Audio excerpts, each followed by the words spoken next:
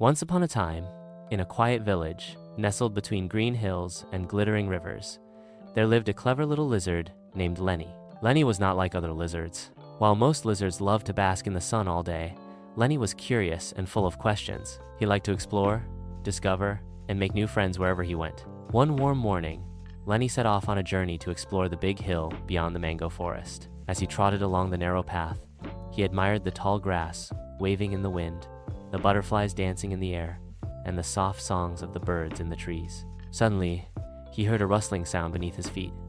He looked down and saw a long line of ants marching across the path. They were tiny, but they moved with great purpose, each one carrying a piece of food many times bigger than itself.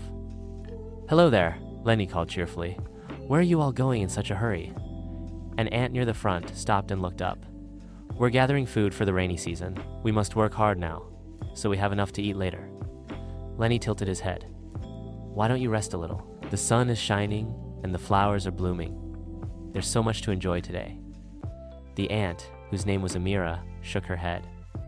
"We ants always plan ahead. It's better to be prepared. You never know when the weather will change." Lenny chuckled.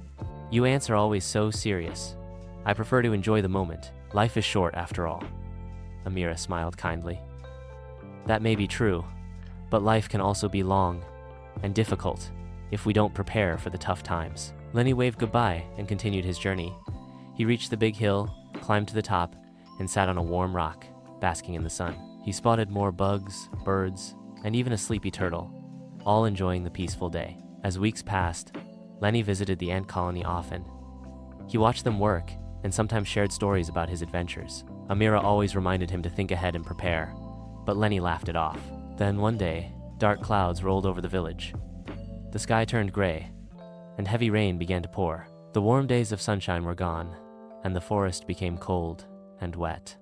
Lenny was caught in the rain and scurried under a leaf for shelter. His belly rumbled with hunger.